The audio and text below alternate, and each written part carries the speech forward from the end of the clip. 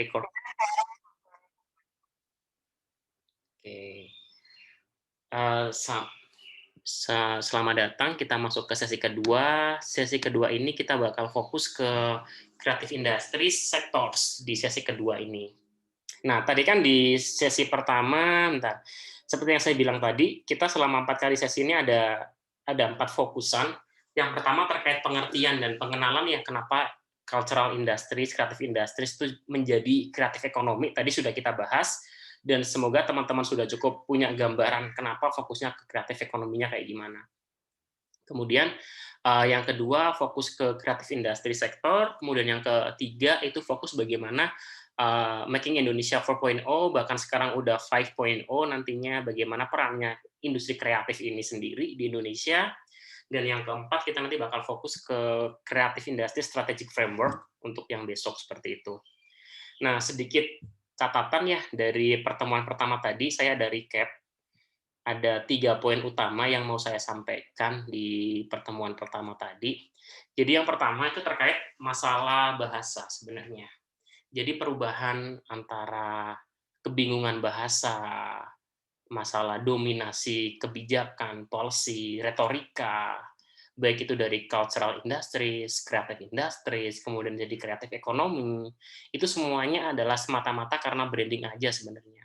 Tergantung dari tujuan dan juga pemenuhan kebutuhan. Karena memang kebanyakan di negara-negara fokusnya adalah ke pemenuhan ekonomi, yang mana pada akhirnya kreatif industries larinya ke kreatif ekonomi. Itu adalah fokus yang pertama ya. Jadi nggak usah bingung kalau misalnya ada yang bilang creative industries, ada yang bilang kreatif ekonomi, ada yang bilang cultural industries, dan lain-lain, itu sebenarnya muaranya sama seperti itu, seperti yang saya bilang tadi.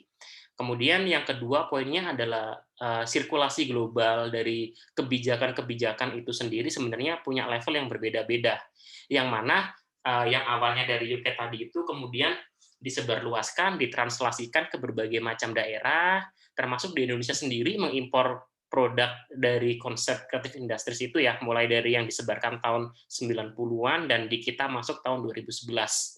Yang sampai sekarang terus berkembang di pemerintahan juga, di berbagai macam badan seperti itu. Itu sangat ngefek sekali.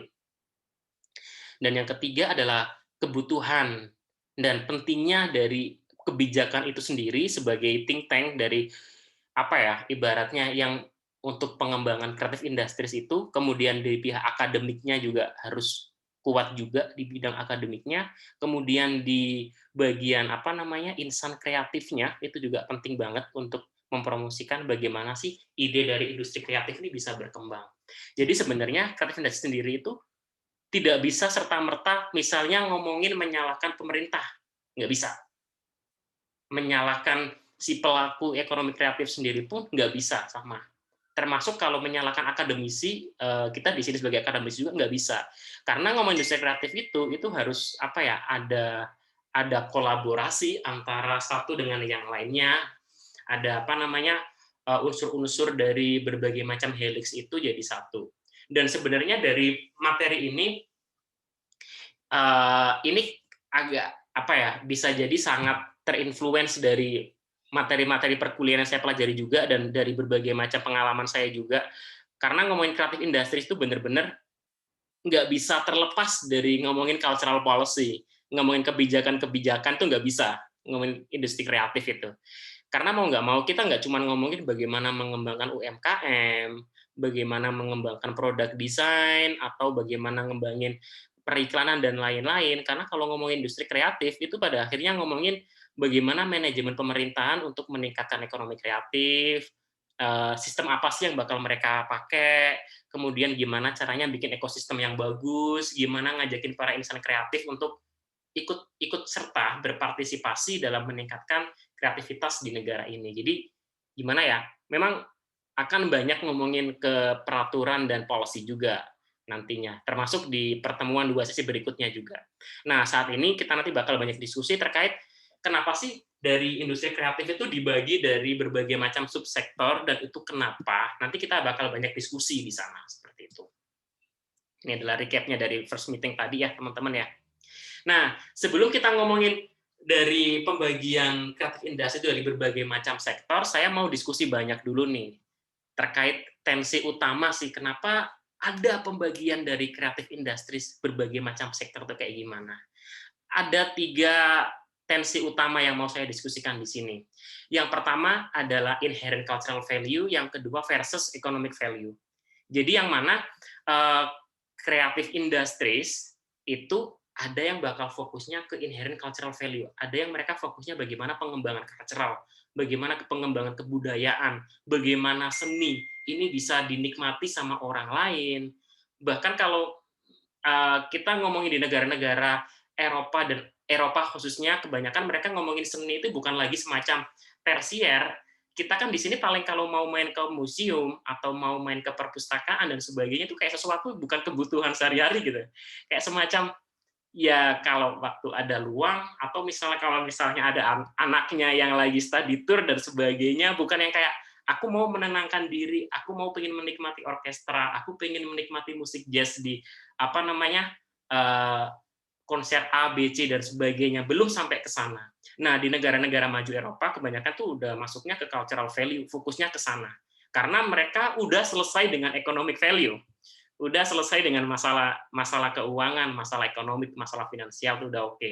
Nah, sayangnya banyak daerah, banyak negara juga yang masih fokusnya adalah ngomongnya economic value, yang penting duit, yang penting datangin duit dan sebagainya. Ini adalah tensi pertama terkait pembagian dari creative industry sectors. Terus kemudian yang kedua, tensinya ini adalah terkait input sama output. Tadi masih ada yang masih ingat nggak? Creative industry pengertiannya kan ada 4 poin utama ya. Yang pertama apa tadi? Yang pertama, ada yang masih ingat? Fokus creative industries. Yang pertama adalah, ada yang masih ingat?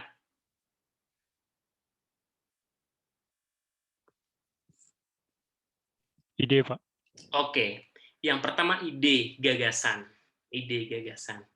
Kemudian yang kedua adalah talent ya. Yang kedua adalah talent, creative labor. Yang ketiga apa? Ada yang masih ingat? Potential for wealth or economy. Oke, yang ketiga adalah ngomongin job creation, ngomongin wealth, ngomongin economic. Dan yang keempat adalah intellectual property. Nah, kita ngomongin input sama output. Inputnya dari 4 tadi itu, 2 di awal itu adalah inputnya sebenarnya. Kita ngomongin terkait ide, ngomongin terkait kreasi, terkait originalitas, terkait creative labors. Nah, itu adalah bagaimana inputnya orang-orang yang punya kreativitas ini menjadi ibaratnya bahan bakar utama di kreatif industri. Makanya sesuatu yang intangible yang nggak bisa dipegang itu jadi aset yang luar biasa di industri kreatif itu karena mempunyai creative labor, orang-orang yang memang ahlinya di sana. Versus kalau industri kreatif fokusnya juga ke cultural products. Cultural product di sini adalah sesuatu produk yang bisa diuangkan. Lagi-lagi ngomongin uang, ngomongin wealth, ngomongin job creation, dan juga pada akhirnya kalau bisa dijadikan copyright. Seperti itu. Mohon maaf, saya mau ke belakang sebentar.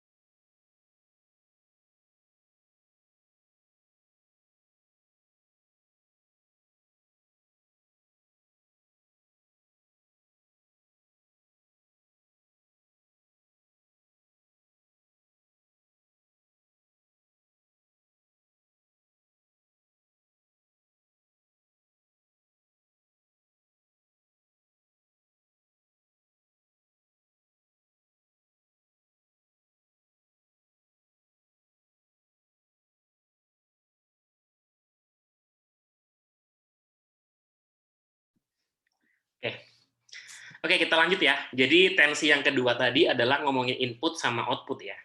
Kreativitas orang-orang sebagai bahan bakar, dan yang kedua adalah output dari cultural product yang bisa meningkatkan perekonomian dan ada pendapatan. Kemudian kalau ngomongin terkait sektor-sektor di industri kreatif juga, itu pada akhirnya juga kita ngomongin masalah copyright dan juga free sirkulasi. Ada pihak-pihak tertentu yang ngomongin kalau ngomongin creative industries, itu penting banget intellectual property. Seperti saya bilang tadi dari 4 value tadi itu yang dipegang di industri kreatif, elemen keempat adalah hak kekayaan intelektual atau HKI. Nah, di sini juga terjadi tensi nih, perdebatan.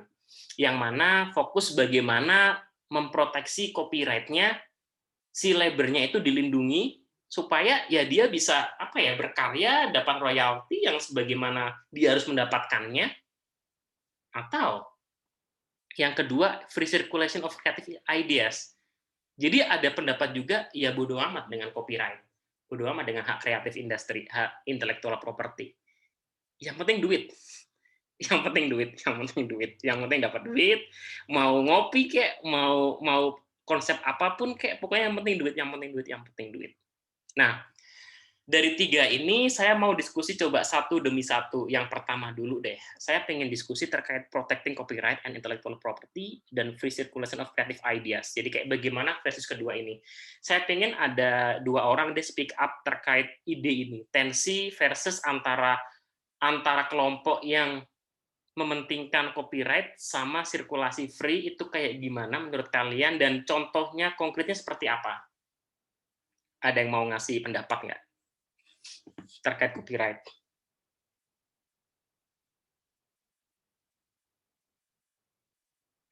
Oke, contoh kecil aja deh.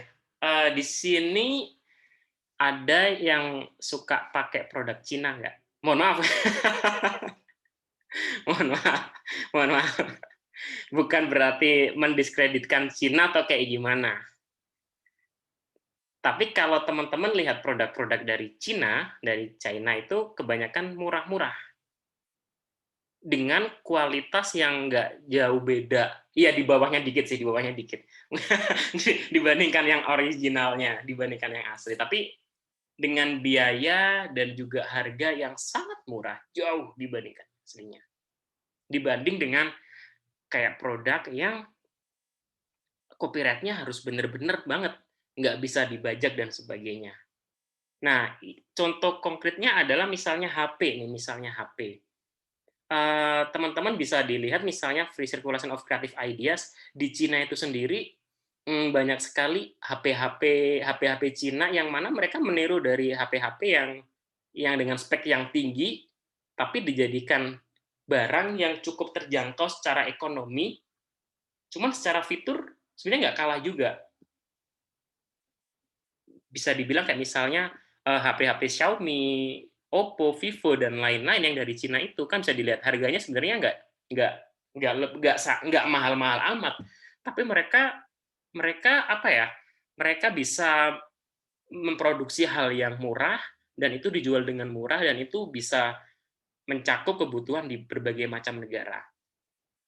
Contoh lain misalnya protecting copyright di sini, intellectual property di sini adalah misalnya kayak misal kalau ngomongin HP mungkin bisa dilihat iPhone kali ya. iPhone di sini kita ngomongin iPhone copyright-nya sangat sangat tinggi dan mereka sangat menjunjung tinggi intellectual property ya. Mereka harga mahal ya karena hal itu juga. Mereka menjual brand, mereka menjual copyright, mereka menjual harga mahal karena hal itu juga selain dari karena kapasitas dan juga kualitas. Lah, dari 2 hal ini sebenarnya bukan berarti yang si iPhone lebih baik dari Xiaomi atau sebaliknya, enggak. Aku nggak bilang seperti itu ya. Tapi tensi dari diskusi kita sekarang ini adalah lebih ke arah setiap daerah, setiap tempat mereka punya tensi sendiri-sendiri, mereka punya fokus gimana untuk perkembangan industri kreatif di daerahnya. Contohnya tadi saya bilang baru HP doang, kita ngomongin copyright, ngomongin protecting intellectual property. Jadi ada yang fokusnya ya udah pokoknya dibajak-bajak aja nggak apa-apa. Yang penting laku banyak. Yang dapat untung yang ngebajak. Kemudian satunya ya udah pokoknya yang penting intellectual property-nya tuh harus bagus, harus kuat. Nggak boleh dibajak sembarangan. Tetapi konsekuensinya adalah produk tersebut harganya mahal karena kita harus membayar royalti dari para insan labor yang apa ya, kreativitas dari orang yang menciptakan itu. Itu adalah kayak kayak plus minusnya sih. Nah, kemudian tensi berikutnya tadi yang saya bilang cultural value sama economic value. uh, Cultural value sama economic value, kalau di beberapa negara maju mayoritas mereka sudah masih menganut cultural value sih. Saya di sini nggak mau bilang juga bahwa cultural value itu lebih baik atau lebih tinggi dari economic value. Pun sebaliknya, saya nggak bilang economic value lebih tinggi daripada cultural value karena keduanya punya plus minus. Biasanya yang fokus ke inherent cultural value ini adalah negara-negara atau daerah yang memang sudah selesai dengan ekonomiknya. Mereka secara finansial udah apa ya, udah well prepare, udah masyarakatnya udah nggak kelaparan lagi. Jadi tinggal bagaimana mereka fokus ke cultural, mereka fokus ke apa ya, ibaratnya memasarkan dari budaya mereka supaya orang lain tahu nih budaya kita, seni kita kayak gimana. Lebih ke arah sana. Kalaupun misalnya itu mendatangkan economic value, itu kayak semacam bonus. Karena fokusnya ada cultural value itu. Tapi biasanya kalau yang udah cultural value itu mereka udah selesai dengan economic value. Dan mereka akan dapat bonus economic value. Ini secara umum. Kebalikan, kalau yang fokus ke economic value, biasanya itu memang mereka masih kurang secara apa namanya, secara teori Maslow kebutuhan mereka masih di negara-negara yang negara ketiga atau negara-negara berkembang biasanya yang economic value. Mereka belum bisa fokus ke cultural value karena yang penting bisa mendatangkan uang dulu. Jadi mereka fokusnya mengejar uang, tapi belum apa ya, bisa jadi mereka melupakan cultural value-nya itu sendiri. Yang penting dapat duit. Seperti itu. Itu nanti akan kita bahas di sektor-sektor di slide selanjutnya. Kemudian terkait creative labor sama cultural product. Nah, ada tensi juga di kreativitas industri kreatif ini yang mana ada pendapat yang mengemukakan bahwa creative labor ini hal yang penting, yang dominan karena ngomongin creative industries ini tidak bisa terlepas dari originalitas. Nah, ngomongin originalitas, ngomongin ngomongin ide itu nggak bisa terlepas dari talent. Seperti itu. Nah, hal itu juga bertentangan dengan cultural products kalau misal segala sesuatu yang fokusnya pada akhirnya bikin produk buat buat uang. Mohon maaf, saya ini dulu ke belakang sebentar.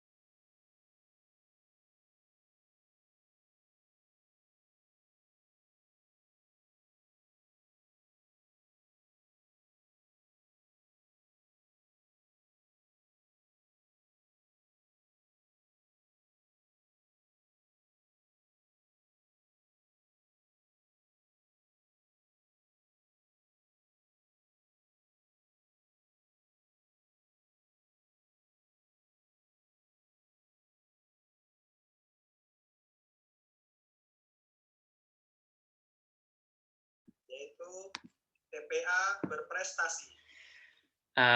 Halo. Oleh Ibu Niwayan Kustami. Yes. Halo, ya. Maaf tadi terputus.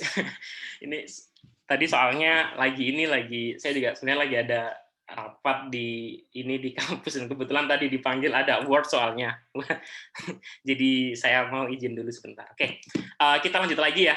Tadi kita sampai di creative labor sama cultural products, yang mana di creative labor-nya sendiri ada pendapat yang mana mengungkapkan bahwa ya yang penting itu bagaimana si kreativitas dari labor-nya itu sendiri, si karyawannya, si orang yang kreatif ini dibandingkan dengan cultural product-nya.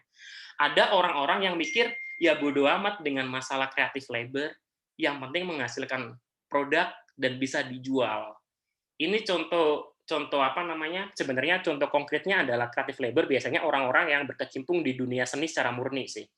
Ngomongin masalah performing arts, kemudian ngomongin seni, ngomongin melukis, ada teater, dan lain-lain, biasanya itu orang-orang yang fokusnya ke sana. Mereka kayak pingin ada eksistensi, ada aktualisasi diri sebenarnya, fokusnya ke sana. Sedangkan ada golongan tertentu yang mana fokusnya ke cultural products, ya contohnya sebenarnya belak-belakan aja, kita ngomongin startup, itu sebenarnya fokusnya ya cultural product sebenarnya, bagaimana bikin sesuatu yang mudah dan bisa dijual dan semua orang make dan nggak butuh orang banyak di sana. Kalau kita ngomongin startup itu sebenarnya kan paling nggak setidaknya butuh 3 orang doang tuh, bagian hustler, terus kemudian bagian hacker, kemudian bagian hipster, ada 3 poin utama itu, dan ketiganya itu kalau misalnya digabungkan jadi cultural product, jadi sebuah startup. Ini di sini saya kasih gambaran contoh konkretnya kayak misalnya ini Reza Rahardian sama Jack Ma misalnya. Ini contoh simpel aja sebenarnya. Tapi dari gambar ini saya sih mengharapkan teman-teman semuanya punya gambaran bahwa sebelum ngomongin sektor apa saja pembagian industri kreatif, itu setiap daerah, setiap negara itu punya punya tensinya masing-masing. Saya nggak mau langsung kayak ngasih Indonesia itu ada 16 subsektor A, B, C, D, E, sekarang ini. Saya nggak pengen seperti itu. Karena teman-teman di sini semuanya adalah sudah S2, saya pengen teman-teman di sini berpikir secara kritis semuanya, bukan lagi ngomongin subsektor Indonesia ada 16 A, B, C, D, E, F, G. Enggak, saya nggak pengen ngomong kayak gitu, tapi lebih ke arah kenapa subsektor A masuk ke industri kreatif, kenapa subsektor B kok nggak termasuk di sana, kemudian apa saja tensinya, alasannya dimasukkan seperti itu. Saya pengen teman-teman itu lebih berpikir kritis ke sana. Nah, nanti kita bakal diskusi banyak tuh di sana. Tapi secara umum, sebenarnya pembagian dari tensi kreatif ini sendiri itu bisa dilihat dari 3 poin utama ini secara umum seperti itu. Tapi yang pasti di sini juga nanti bakal lebih banyak lagi instrumen yang lainnya. Contoh kecil aja tadi misalnya Bandung Creative Hub, tadi ngomongin ada yang bilang kurang kreatif dari sisi masyarakat misalnya. Kemudian dari sisi policy-nya ngomongin ya bukan masalah udah kreatif atau enggak, tapi kan bagaimana kita ngajakin ekosistem orang-orang ekonomi kreatifnya sendiri itu buat menghidupkan itu. Kalau misalnya diajak mereka nggak mau tampil, ya pada akhirnya nggak bisa kreatif. Itu pada akhirnya ngomongin lagi terkait sistem dan juga bagaimana strateginya di sana. Tapi kalau strategi nanti bakal kita lebih bahas ke pertemuan keempat sih. Sekarang kita lebih fokus ke kenapa pada akhirnya ada sektor yang dimasukkan, ada yang enggak, dan kenapa misalnya di masing-masing negara setiap sektor pun berbeda loh teman-teman, berbeda. Indonesia ada 16, tapi di negara lain itu belum tentu sama, seperti itu. Oke, next. Nah, diskusi kita selanjutnya adalah ngomongin cultural industries dan creative industries. Kita ngomongin masalah sektor nih ya, masih.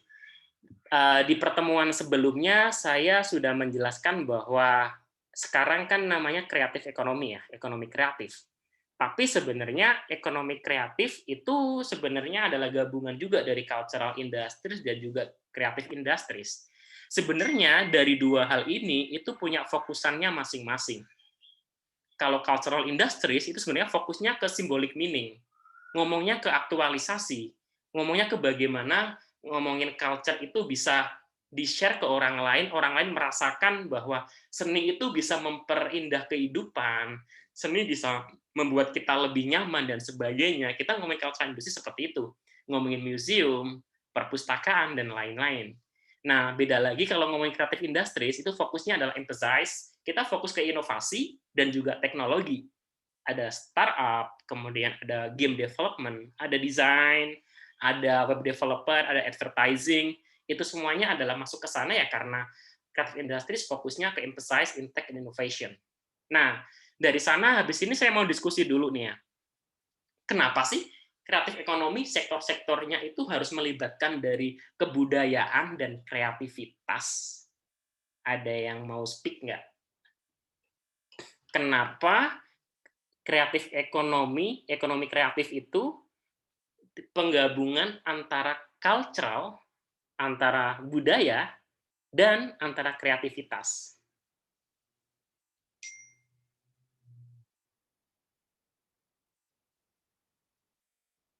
Ada yang mau speak up?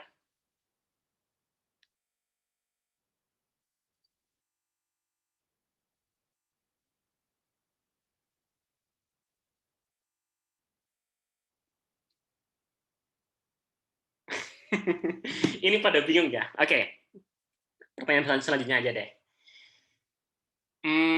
Menurut teman-teman semua nih, kenapa sih kategorisasi dari masing-masing sektor itu penting dalam industri kreatif?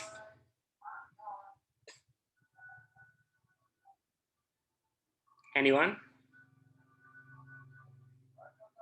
Mengapa pengklasifikasian sektor di industri kreatif itu sesuatu yang penting? Anyone? Ada yang mau? Oke, Imam, silakan. Saya lagi, Pak. Nggak apa-apa, nggak apa-apa. Semuanya punya hak, semuanya punya hak. Kembali ke sektor, ada beberapa sektor ya di Indonesia itu 2021 kan bertambah menjadi 17 subsektor ekonomi kreatif. 16 itu udah nggak ada, sekarang jadi 17 subsektor ekonomi kreatif. Nah, kenapa berkembang menjadi 17? Kembali ke kultur dan creativity. Karena Indonesia budayanya adalah budaya berkumpul. Oke. Ya, budaya berkumpul, budaya komunitas, ya kan? Berbudaya komunitas berarti ada komunitas fotografi, ada komunitas film, ada komunitas video, ada komunitas dan berbagai macam komunitas yang akhirnya dirangkum, dirumuskan bahwa Indonesia memiliki sekian subsektor. Yang dirumuskan itu yang merumuskan sebenarnya Bekraf sendiri kan, Bekraf sendiri merumuskan bahwa Indonesia memiliki sekian subsektor yang akhirnya dikerucutkan kayak broadcast dipisah dengan film, gitu kan? Karena broadcasting adalah pelaku ekonomi kreatifnya adalah orang yang memegang broadcast, bukan pelaku pembuat film, gitu kan? Nah, intinya dari semua subsektor yang dibuat secara kultur budaya yang ada di Indonesia, di negara lain, tadi kata Bapak mungkin berbeda, sektornya lebih banyak atau mungkin lebih sedikit, karena melihat dari habit dan kebiasaan orang Indonesia sendiri. Gitu. Itu sih kalau masukan dari saya, Pak. Oke, thank you. Terima kasih, Imam. Yang lain ada yang mau speak up lagi? Kenapa sih pengkategorisasian dari sektor itu penting dan berbeda-beda masing-masing negara?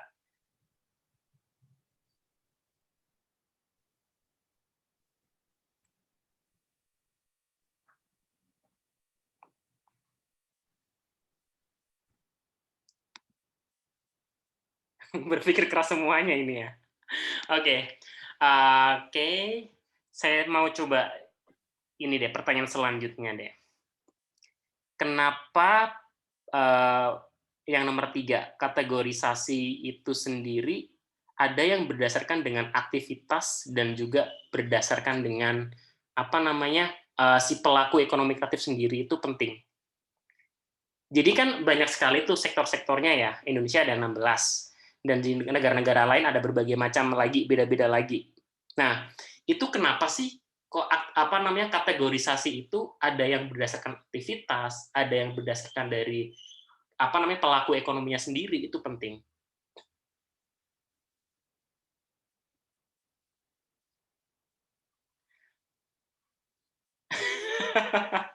Oke, masih pada bingung-bingung. Oke, ini pertanyaan keempat deh.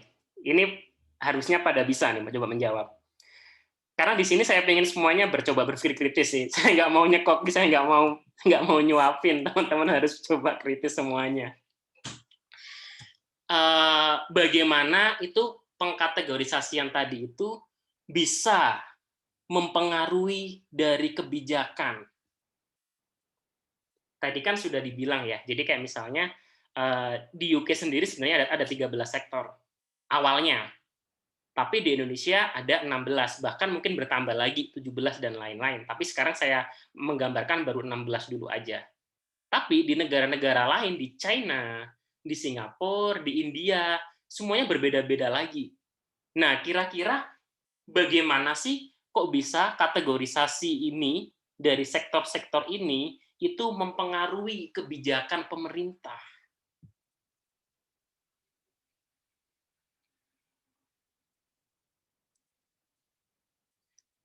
Awas kesambet loh ya, kalau mikirnya serius-serius diomongkan aja, nggak salah nggak apa-apa kok serius, salah nggak apa-apa, nggak. Ini makanya ada mata kuliah matrikulasi, ada mata kuliah pengantar industri kreatif. Ini cuma saya nganterin doang.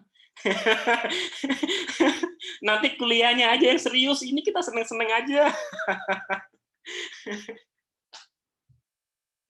Oke. Anyone speak up? Izin, Pak. Oke, silakan. Oke, pengkategorian dari subsektor itu sendiri melihat dari potensi, Pak. Potensi ekonomi kreatif yang emang bisa memunculkan sebuah ekonomi kreatif. Saya ambil contoh simpel adalah contohnya gini, antara videografi, perfilman dan animasi sebenarnya harusnya menjadi satu sektor yang sama karena semuanya saling berkaitan. Tapi ternyata animasi bisa membuat animasinya sendiri dan membuat sebuah perkumpulan ekonomi kreatif sendiri akhirnya dibuat subsektor. Film akhirnya hanya pelaku perfilman. Beda dengan videografi karena videografi adalah pelakunya. Pelaku yang membuat film atau operatornya. Dia juga membuat sebuah komunitas sendiri sebagai komunitas videografi dan komunitas film. Nah, ini adalah mereka para pelaku ekonomi kreatif yang akhirnya dibuat klaster, dibuat kategori. Nah, kenapa memenuhi kebijakan pemerintah? Satu diantaranya adalah memenuhi kebijakan pemerintah, ternyata ini adalah memunculkan sebuah acuan untuk meningkatkan ekonomi kreatif yang lebih tinggi lagi, yang lebih baik lagi. Misalkan film memang lebih menunjukkan 2019 film Indonesia sampai masuk ke dunia Hollywood. Itu di situ ekonomi kreatif atau subsektor film lebih meningkat dibanding yang lainnya. Kayak games juga lagi meningkat di 2017, 2018, itu game yang lebih diajukan lagi, lebih ditingkatkan lagi.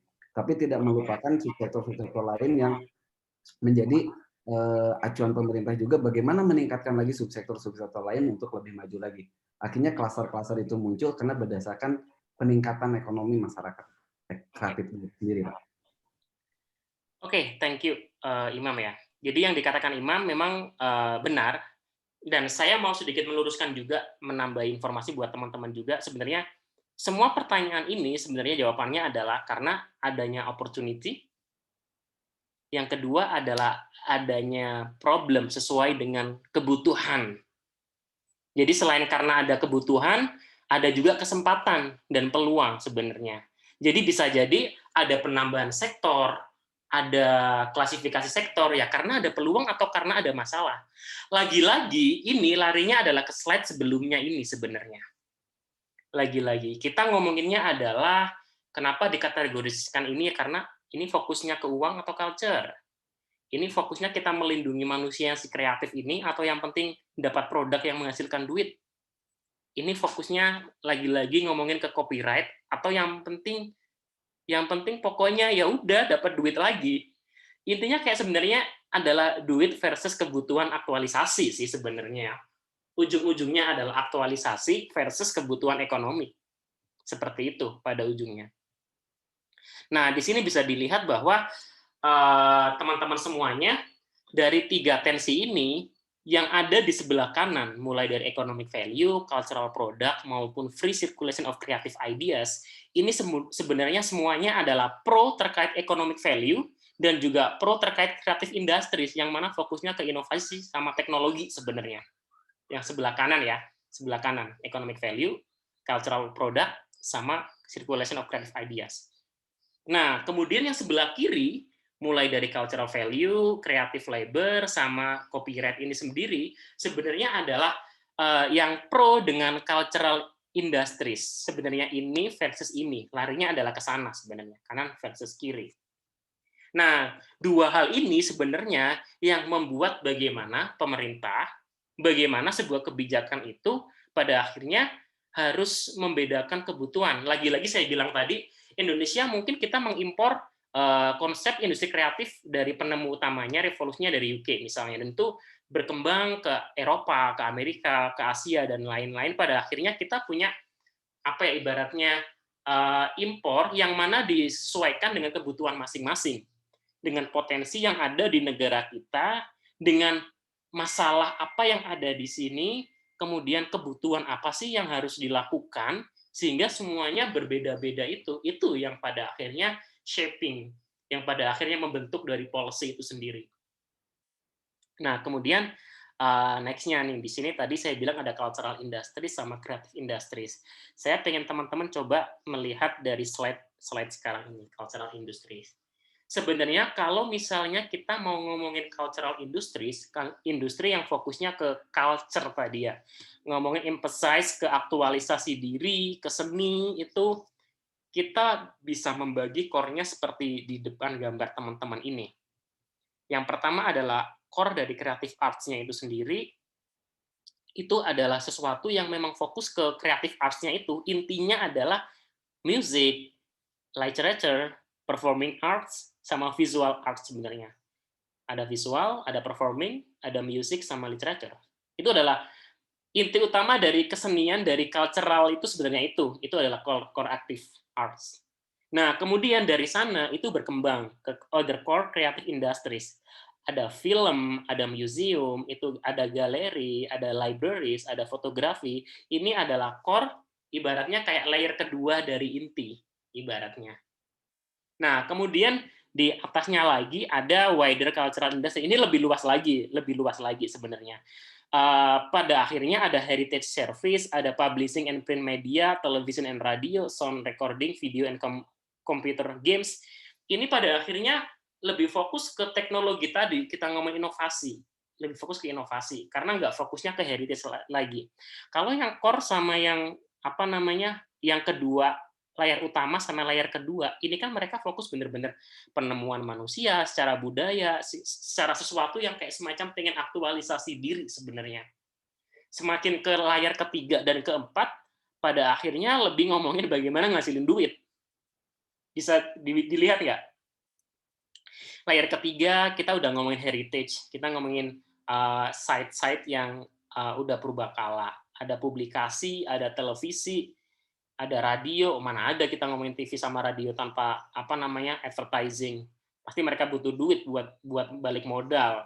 Bahkan sekarang ya, YouTube channel aja banyak yang nyari duit juga kan. Ada sound recording dan lain-lain. Sekarang sudah banyak sekali, itu ada SoundCloud, ada Spotify dan lain-lain, ada podcast macam-macam. Kemudian yang terakhir di layer yang luas, lebih luas lagi yang berhubungan dengan industries, kita ngomongin advertising, arsitektur, desain, sama fashion. Yang mana kalau teman-teman yang kuliah di desain, kebetulan saya S1-nya ngambil di desain produk, yang mana memang kalau kita ngomongin desain produk, desain interior, atau desain komunikasi visual, atau sesuatu yang berbau dengan desain-desain yang lainnya, kita sebenarnya bukan seniman murni juga. Kita bikin sesuatu karena kebutuhan. Kita bikin sebuah produk mengembangkan karena manusia butuh itu. Ya, mau nggak mau, sebenarnya pada akhirnya mereka juga ya fokusnya ke ini lagi, industri kreatif yang mana ke inovasi sama teknologi tadi itu pada akhirnya. Ngomongin terkait cultural value-nya itu udah mulai mengecil. Jadi kalau dilihat di sini cultural industry adalah, teman-teman bisa dilihat, semakin layer keluar, itu semakin fokusnya ke inovasi teknologi. Semakin fokusnya ke duit. Semakin ke dalam, itu fokusnya adalah lebih ke arah fokus ke aktualisasi diri, ketentraman jiwa, kesenangan hati, kayak bodo amat dengan duit, Kan banyak tuh musisi, seniman, atau performing arts, teater, dan lain-lain, bodo amat. Aku tampil, yang penting aku tampil, aku senang.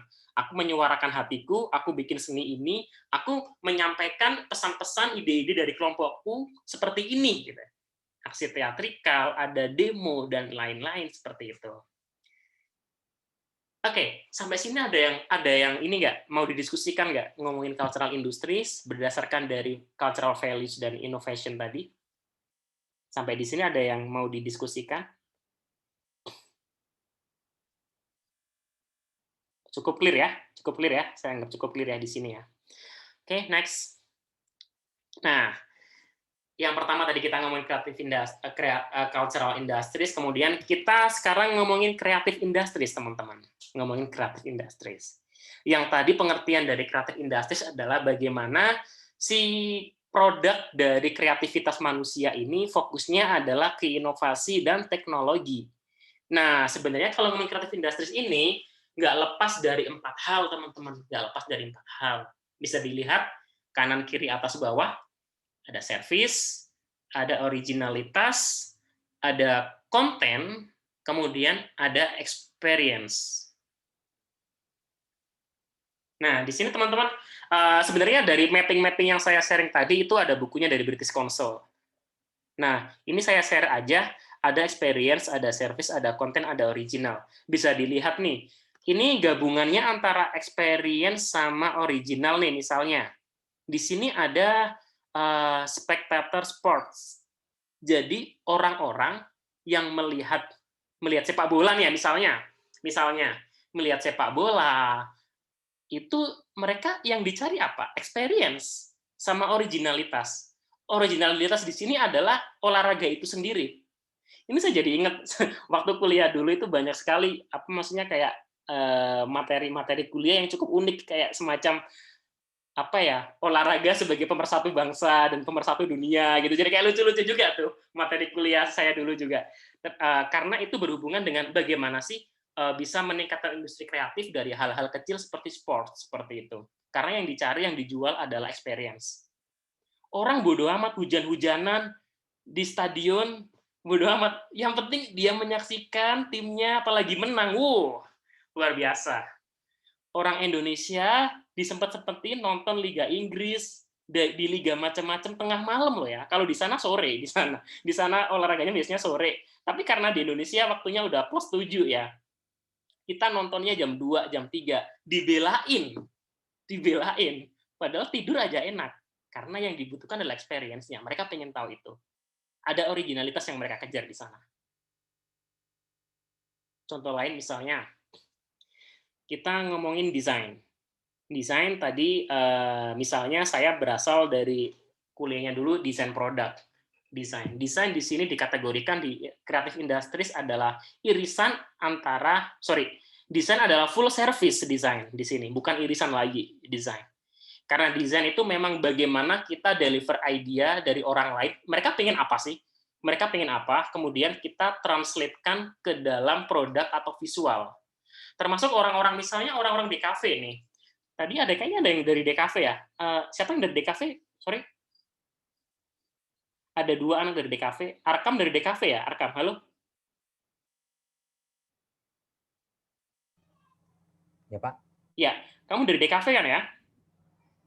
Bukan, Pak. Hah? Saya bukan dari DKP, Pak. Dari pendidikan. Oh, dari pendidikan.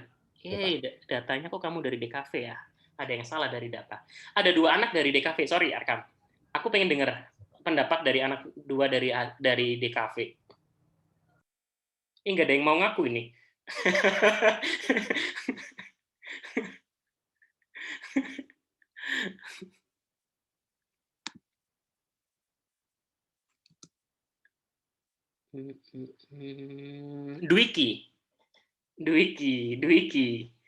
Dwiki, kamu dari S1 DKV Telkom.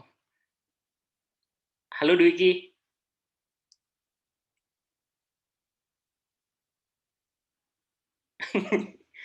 Dwiki? Tidak ada respon. Oke.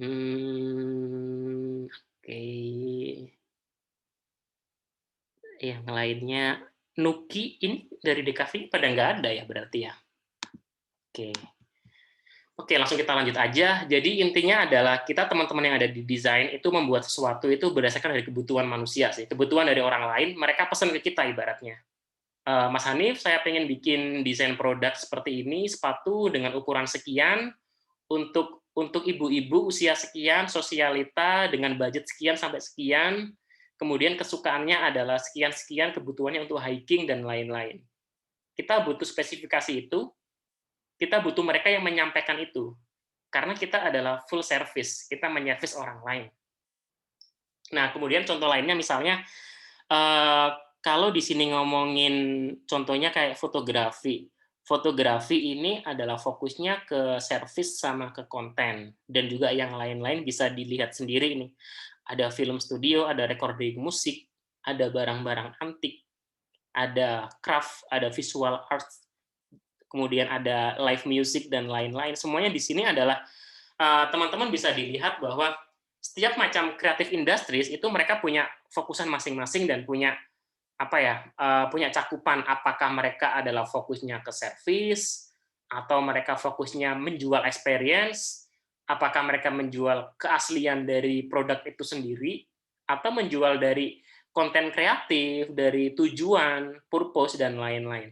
Tapi yang pasti teman-teman harus digarisbawahi, ngomongin creative industries itu semuanya nggak lepas dari uang, nggak lepas dari teknologi dan juga inovasi. Semuanya terus berinovasi seperti itu.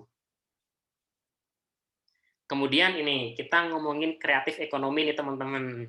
Jadi kreatif ekonomi ini adalah seperti yang bilang tadi, ini kayak semacam pengembangan lagi. Bukan lagi hanya ngomongin culture, bukan lagi hanya ngomongin industri, kreatif, tapi penggabungan antara kreativitas dengan budaya. Ini kreatif ekonomi. Yang pertama adalah core-nya yang paling utama adalah core creative fields, jadi kayak semacam segala sesuatu yang berhubungan dengan value sebenarnya, ngomongin kreatif ekonomi itu. Yang paling utama core-nya adalah si value itu sendiri, seperti kreatif industri tadi itu. Cultural industries yang pertama, ngomongin value sebenarnya. Kemudian di layer berikutnya ada cultural industries. Ada aktivitas yang berhubungan dengan reproduksi, kemudian ekspresi, output, input, dan juga masih copyright sih kalau kita ngomongin cultural industries. Makanya tadi kan saya bilang ya, ada pihak-pihak yang mana mereka fokus ke hak kekayaan intelektual, fokus ke copyright. Tapi ada sebagian yang bodo amat dengan copyright. Yang penting dapat duit, yang penting bisa dijual. Nah, cultural industry ini masih ada di layer yang masih sangat dalam. Orang-orang yang masih megang ini itu masih fokusnya ke copyright. Kemudian di layer berikutnya adalah creative industries and activities. Jadi kayak ya creative industry seperti yang saya jelaskan sebelumnya. Jadi kayak semacam segala sesuatu dari cultural industries yang mana fokusnya adalah ke inovasi dan juga teknologi dan juga uang, startup, dan lain-lain. Nah, kemudian di layer yang paling luar adalah segala macam bentuk perekonomian yang di luar dari itu semua. Kayak misalnya ya jualan fisik, ada ada barang tambang, ada jualan emas dan lain-lain, itu semuanya adalah di bidang the rest of economy itu sendiri. Yang mana jualan, yang mana perdagangan ekonomi yang secara konvensional. Itu yang dinamakan the rest of economy. Tapi kalau misalnya lebih spesifik adalah advertising-nya, kemudian bagaimana marketingnya, itu masuk ke layer sebelumnya, yakni creative industry and activities, seperti itu. Nah, oke. Di sini saya mau diskusi banyak lagi nih terkait creative industries and cultural policy. Teman-teman tadi saya sudah jelaskan bahwa industri kreatif itu awalnya memang berasal dari UK DCMS, Department of Digital Culture, Media and Sports. Itu mereka udah bikin blueprint 98, walaupun udah digaungkan sejak tahun 90-an awal. Mereka ada 13 nih ya. Kemudian di Indonesia, ini saya bandingkannya Indonesia sama UK aja, karena yang dari original sama yang diduplikasi dan disesuaikan dengan negara kita. sebenarnya bisa juga nih kita ngomongin dari Singapura, dari Cina, dari India, semuanya punya beda masing-masing. Tapi karena kita cuma hanya pengenalan, kita hanya berkenalan aja ya, taruh doang ya. Nanti paling kalau mau ngebahas ini lebih banyak, teman-teman nanti bisa kita bahas di mata kuliah pilihan Design and Policy, kita nanti bisa bahas di sana juga. Tapi ini sekedar pengenalan aja ya. Di Indonesia ada sekitar 16 dan yang mana ini termaktub dalam buku Ekonomi Kreatif Menuju Indonesia 2025, yang mana buku yang tadi saya share tadi itu kalian bisa lihat di YouTube, di Google ada semuanya. Jadi kurang lebih ada 16 ini. Nah, sekarang pertanyaan saya yang pertama. Sebutkan beberapa sektor yang berbeda antara UK dan Indonesia. Coba silakan teman-teman teliti. Yang berbeda apa? UK ada 13, Indonesia ada 16. Jelas sudah berbeda dimensi. Belum lagi di UK sendiri desain cuma hanya 1.5. Sedangkan di Indonesia desain udah pecah-pecah, ada desain interior, di cafe, ada desain produk nih. Jadi semakin banyak perbedaan kira-kira dari translasi konsep pertama originalnya dari UK, kemudian di Indonesia ada 16, yang berbeda poin apa saja nih?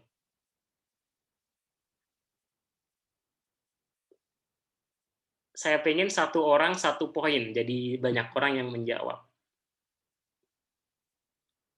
Yuk, teman-teman kan sudah pasca sarjana nih, harus aktif. Satu orang satu nih, saya pengen dengar, speak up dong.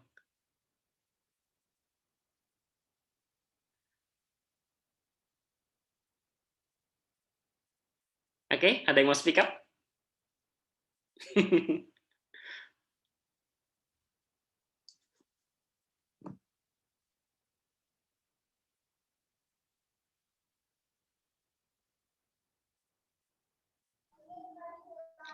Iya. Oke, iya sih. Sip. Iya, Pak. Satu Ya, aja, kalau satu aja. Oke. Satu aja. Kalau di Indonesia itu kita bisa ngangkat kulinernya karena mungkin kuliner itu salah satu bagian dari budaya di Indonesia yang bisa diangkat. Oke. Yang ya satu khas yang dari Indonesia. Kalau di UK di SMS nggak ada. Oke, jadi perbedaan pertama adalah dari kuliner ya, dan menurut Yesi karena Indonesia punya banyak kuliner ya. Oke, sekedar informasi juga buat teman-teman, rendang itu makanan terenak di dunia. Itu menurut survei dari internasional. Saya lupa yang bikin survei apa, tapi rendang itu kalau nggak salah nomor 1 atau nomor 2 gitu. Kalau Indonesia masuk 2 sih. Yang pertama rendang, kemudian yang kedua nasi goreng. Oke, thank you. Lumayan jeli. Kuliner, ada lagi yang lain?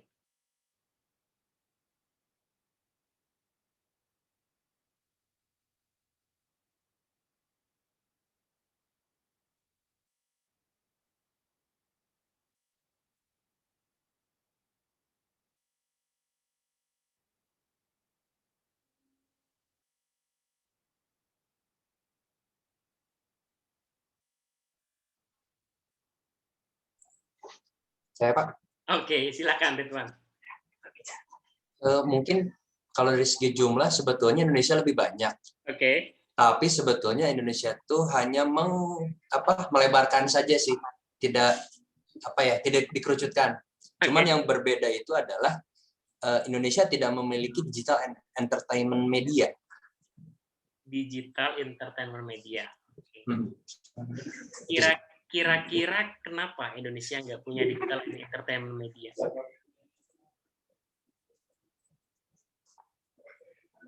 Karena apa ya?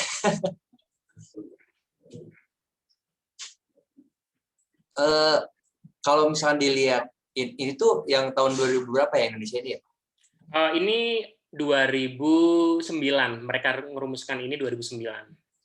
Kalau misalkan yang saya lihat, kayaknya pada saat itu Indonesia belum melek OOT mungkin.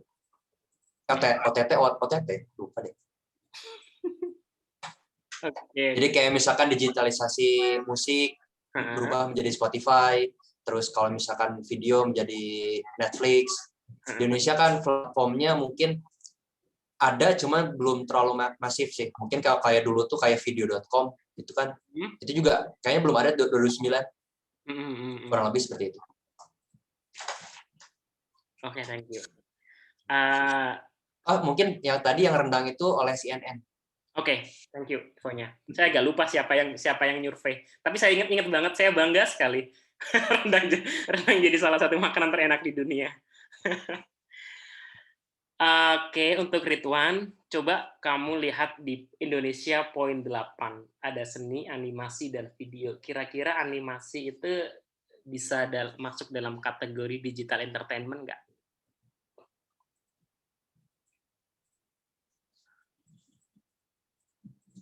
Kalau misalkan masuk, sebetulnya masuk aja sih. Cuman mungkin treatment-nya aja. Apa ya? Ya treatment dari segi pengkelompokannya yang berbeda fokus mungkin. Oke, thank you Ridwan. Jadi tadi dari Yesi tadi kuliner, dari Ridwan adalah digital and entertainment media. Oke, yang lain kita masih punya waktu 15 menit buat diskusi. Aldi, Pak. Oke, Aldi.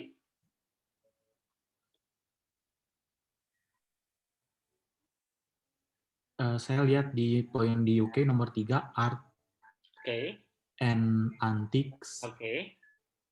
Di Indonesia saya nggak lihat, cuma di sini ada mungkin kriya dan seni rupa, tapi juga itu ada di craft gitu ya di UK-nya. Tapi yang jelas di Indonesia nggak ada spesifiknya tentang art dan antik itu sendiri sih kayaknya. Oke, kalau sementara di Indonesia lebih ke dipecah aja kayak ada kriya dan seni rupanya gitu. Kalau menurut Febri sendiri, art and antique ini termasuk seperti apa sih contoh konkretnya?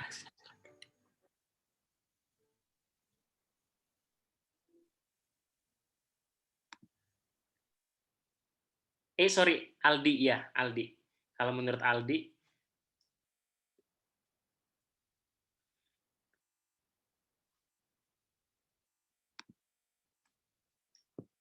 oh ya, teman-teman sangat diperbolehkan ya kalau misalnya sambil kuliah kalian buka Google dan sebagainya. Kita udah di era ini ya, di era digitalisasi. Tidak selamanya apa yang saya katakan juga siapa tahu tadi saya juga bilang misalnya rendang terenak, ternyata saya juga lupa dari mana dan tadi diingatkan dari CNN dan ya saya welcome sekali teman-teman tetap kritis. Siapa tahu ada kalimat saya atau kayak gimana, ada perkembangan, kalian update. Jadi kita juga sama-sama belajar ilmu seperti itu. Oke, gimana Aldi? Art and antique?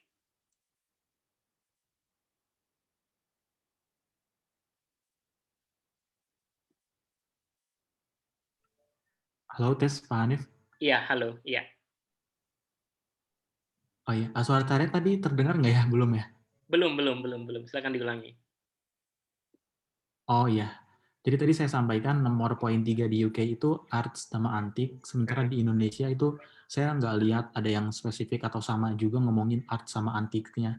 Nah malah di Indonesia justru saya lihat ada di kriya dan seni rupa itu dibagi dua, sementara mungkin di UK itu jadi satu gitu misalkan. Jadi di situ ada beberapa yang tadi disampaikan sama Mbak Dar juga betul. Kalau di Indonesia lebih dilebarkan, sementara di UK lebih spesifik aja gitu ke satu poin yang lebih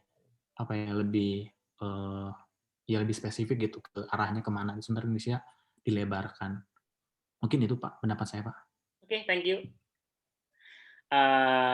Satu lagi deh, ada yang mau berpendapat nggak dari perbedaannya? Nggak apa-apa, speak up salah nggak apa-apa. Kan namanya juga perkenalan. Kita lagi ta'aruf kok sama industri kreatif. Saya Pak. Oke, silakan. Fotografi di Indonesia ada fotografi, di UK nggak ada. Oke, di Indonesia ada fotografi, di UK nggak ada. Kira-kira kenapa dan kenapa kok dijadiin spesifikasi sendiri gitu?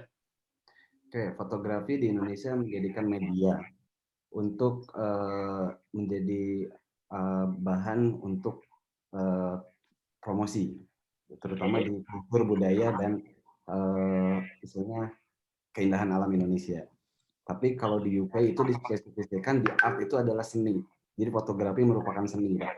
Seni art, ya kan? Seni art dan nilai budaya yang emang diangkat dalam bentuk antiknya. Itu di UK. Itu di UK. Gitu. Jadi art and antik itu sebenarnya ada di dalamnya ada fotografi dan yang lainnya, Pak. Ada seni rupa dan segala macamnya.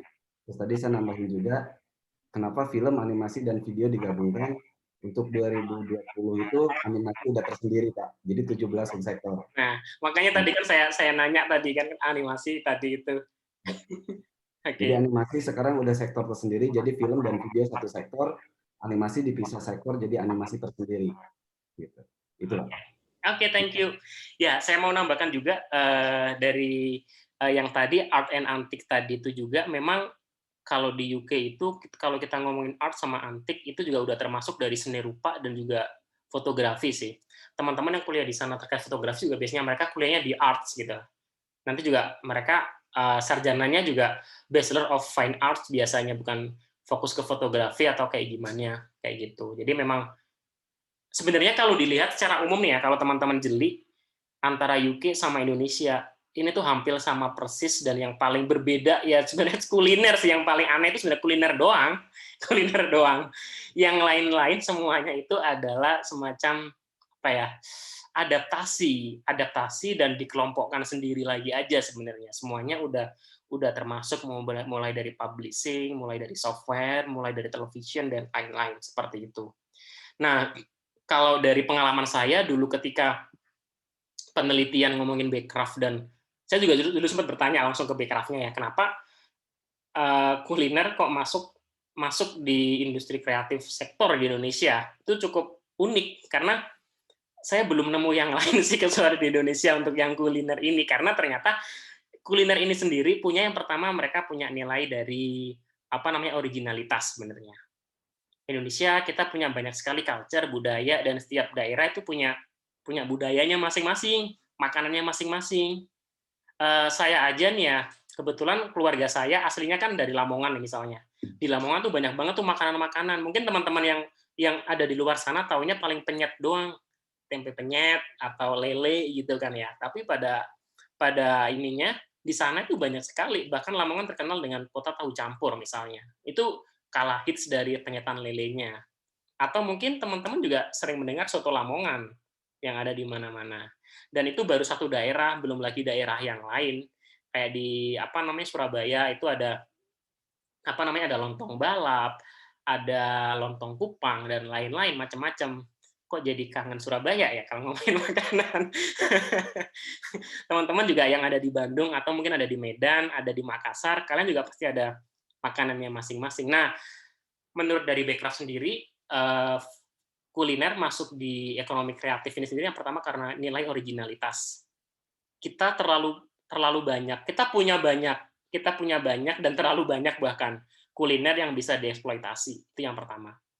Yang kedua itu karena berhubungan dengan perekonomian lagi, karena kita ngomongin masalah political issue, Indonesia fokusnya adalah cultural policy-nya itu fokusnya ke ekonomi, yang mana di makanan ini ya mereka fokus juga karena mendatangkan PDB yang lumayan banyak, pendapatan yang lumayan banyak juga seperti itu. Jadi intinya adalah teman-teman, dari sektor 13 tadi itu di Indonesia sebenarnya hampir semuanya sama.